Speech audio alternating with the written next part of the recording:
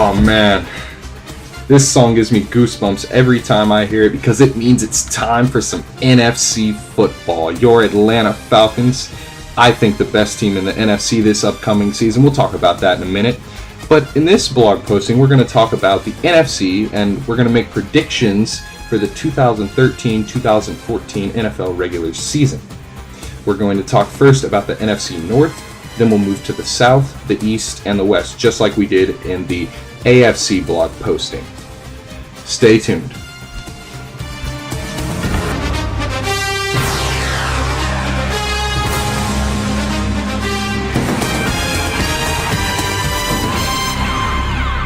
Welcome to the Falcon Fanatic, ladies and gentlemen. I am Cameron Washington, and today I'm going to do it a little bit differently than we did the AFC blog posting. Instead of talking about all four divisions in the NFC at once, I'm only going to talk about one division per blog posting. That way you get a more detailed analysis of each team in the division and their schedule and how I think that their season will turn out for them. So starting with the NFC North, their schedule is as follows. They play the NFC East, the AFC North, and of course every team in the NFC North plays their three divisional opponents. And then a lot of people don't know this about the NFL regular season schedule.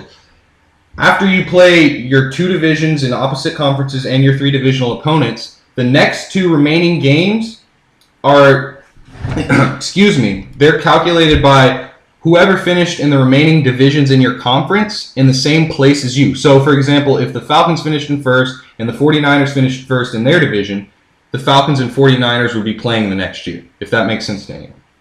So it's not an easy road for the Green Bay Packers. I do believe that they're going to win this division this year, but it's certainly not going to be easy. They finished last season with 11-5. They pulled it out at the very end of the season. They almost gave up the rushing record to Adrian Peterson. They made it past the first round in the playoffs against the Vikings, but they got crushed in the second round against the 49ers when Colin Kaepernick ran all over them. It didn't help that they also lost two of their great voices in the locker room in Greg Jennings and Charles Woodson. Those are leaders on the team. Charles Woodson was the voice of that defense, and now he's gone. He's back with Oakland. Greg Jennings went to the Minnesota Vikings. He went to their rival. So they didn't really gain anybody too much in free agency, but they focused on it. The Packers, they focused on improving their team through the draft this year. They focused on the defensive side of the ball mainly because Aaron Rodgers is Aaron Rodgers. If you gave him poop to throw to, he would still complete passes. Of course, he might have still one of the best receiving corps in the league with Jordy Nelson, Randall Cobb, and James Jones, and Jermichael Finley, and all those guys, but that's beside the point. They focused on the defense this year because the defense was subpar last year, as evidenced by the trampling of them in the NFC divisional round by Colin Kaepernick. They went out and drafted a defensive end, Nick Perry, from USC. He's going to help them shore up their run support on the defensive side. And they drafted a defensive tackle, Gerald Worthy. I'm sorry, I don't know if I pronounced his name right, in the second round. In fact, the Packers didn't even select an offensive player until the 7th round of the NFL draft this past year. And they selected a quarterback. So, I mean, obviously the Packers thought that the defense was the biggest flaw on the team, and they went out in the offseason trying to improve that. With all that being said, the biggest problem that the team is facing now, Brian Bulaga, the starting left tackle for the Green Bay Packers, went down with a torn ACL.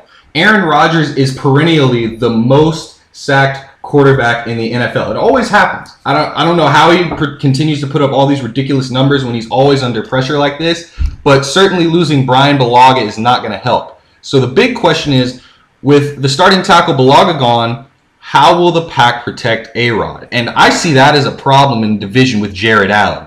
You already had a weak offensive line. You already know that the Packers are throwing the ball. Jared Allen's hunting. So that's a problem. They're going to have to figure that out. And then the second big question for the Green Bay Packers is, after losing his favorite receiver to a division rival in the NFC North, who will step up in Greg Jennings' place? This is a question or an issue that I do have an answer ready for. Randall Cobb is ready to step up in that place. He's actually, if you think about it, he's like the Packers version of Percy Harvin. He returns kickoffs. He can run well in the slot. He's a running back. He can do it all. So I think Randall Cobb can take the workload no problem because they can move him around on the offensive side of the ball and create mismatches for defense and just create nightmares and havoc for defensive coordinators. Now we move on to the Minnesota Vikings. Last season, the Vikings rode on the back of MVP Adrian Peterson all the way to a berth in the NFC playoffs. But what should we expect from them this year? What should we expect from Christian Ponder this year? I want you guys to hear some stats. The Vikings were second in the league in rush offense.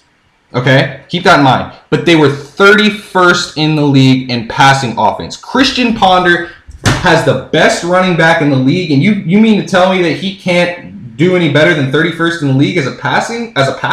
Are you kidding me? He's got to improve. It's time for Christian Ponder to take the next step.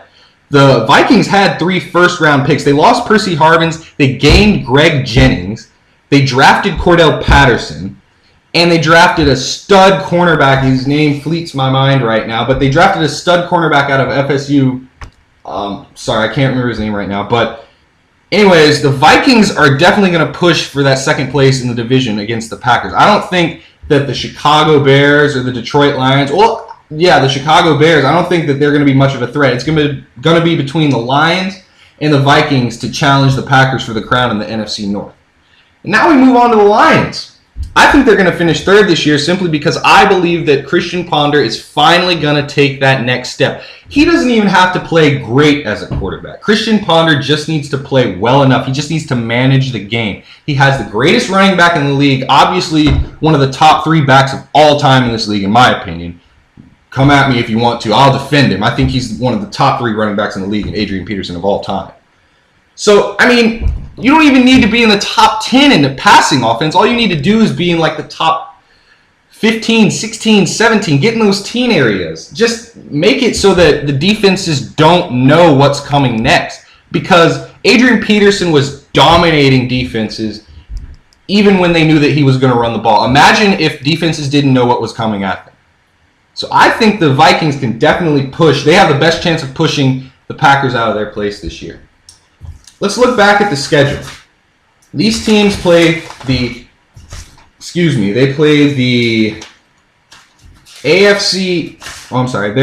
the NFC East and the AFC North. Okay, so Packers versus the Redskins, Giants, Cowboys, and Eagles. That could be anywhere from 3-1 to 4-0. Packers should be able to go through those teams very easily. They match up well. Those teams aren't known for their defenses very much. So the Packers' offense is prolific. So I don't see any problems there. I see them going 4-0 there. When they face the AFC North, the Ravens are fleeing. They're falling apart. Like I said, Joe Flacco's $100 million. Like I said in the AFC blog posting, those $100 million contracts destroy teams. I think the Ravens are going to take a major step back this year. And the Steelers are reeling. Who knows what the Bengals are going to do, but they're definitely not better than the Packers. So you can see them going 4-0 there. I can see the Packers going about 13-3, 12-4 this year. Honestly, they can beat everyone in their division. They might split with a couple teams, maybe the Lions and the Vikings, but that's probably it. Now, when Green Bay faces Atlanta and San Francisco this year, that's where I see some problems for the Packers. I don't see them beating the Falcons because the Falcons have everything that the Packers have plus more. The Falcons have an even more prolific offense than the Green Bay Packers, and they have about the same caliber defense. So that one's a toss-up. I'm a homer. I'm going to pull for my Falcons, but honestly, the Falcons have the better receiving core. All they have to do is outscore anyone that steps on the field, and the Falcons can win. So I don't see the Packers beating them. San Francisco, Colin Kaepernick is only going to get better with another year under his belt. I do believe that defenses are going to figure him out a little bit more, but I still think he's going to beat the Packers. So the Packers probably 12-4, 13-3, 11-5, around that range. I'm going to finalize it and say 12-4. I'm going to say the Vikings come in second place with a record of 11-5. Detroit comes in third place with a record of 9-7, and Jim Schwartz is on the hot seat after this year. Because honestly, the Lions, they added Reggie Bush, but they don't have another real threat opposite of Calvin Johnson. I know he's like the receiver version of Adrian Peterson. He dominates the league even when you know what he's going to do. But there are times when even Megatron can't get open. If he has 4 or 5 people shading coverage over to him, God couldn't get open against the NFL, some of the NFL defensive backs, especially Revis. I think they played Tampa Bay this year. But anyways, that's beside the point. So that's why I think the Lions are going to come in third. I just don't think they have enough offensive firepower, and I don't see them competing with the Minnesota Vikings being able to run the ball. Christian Ponder now has Greg Jennings and Cordell Patterson. He has a deep threat and a possession receiver. It's almost like the poor man's version of Roddy White and Julio Jones, if I'm not mistaken. So that's why I think the Vikings are going to come in first, because their offense has gotten better instantaneously this offseason. Plus, they have 2 first-round picks on the defensive side. So Detroit comes in third. The Vikings come in second with a record of 11-5. Detroit 9-7. And I think the Bears, under the new regime, you don't even know what to expect. The offensive line is always horrible behind Jay Cutler. He never gets enough protection. So we have to wait and see what this new coach is going to do. But they're changing philosophy. They're changing everything about the offense. So, I mean, I could see the Bears going 8-8 this year, to be honest. And the thing is about the Bears, they have potential. I mean, they signed Jermaine Bushrod from the New Orleans Saints. He'll help shore up the offensive line. But Jay Cutler cannot make dumb decisions. And another problem is Jay Cutler is in another new system, in another new offense year after year after year. When you keep changing offensive coordinators and head coaches, how is he ever going to have time to actually get comfortable in an offense? And every time he had a sustained period where he had a specific head coach, and by that head coach I'm talking about Lovie Smith, he didn't have an offensive line. He didn't have anyone that could pass protect for him. Did anyone see the Chicago-San Francisco Monday night game? Aldon Smith had a freaking field day with the Bears' offensive line. They just ran roughshod over them. So we'll have to see what kind of an impact Bushrod has on that offensive line. Also, another problem that the Bears have, they depend on 2 players for pretty much all their offense. That's Brandon Marshall and Matt Forte. Matt Forte, I don't know if it was last year or the year before that, I saw a statistic on one of his Monday night games. He accounted for 46% of the Bears' offense. I want you to understand how ridiculous that is.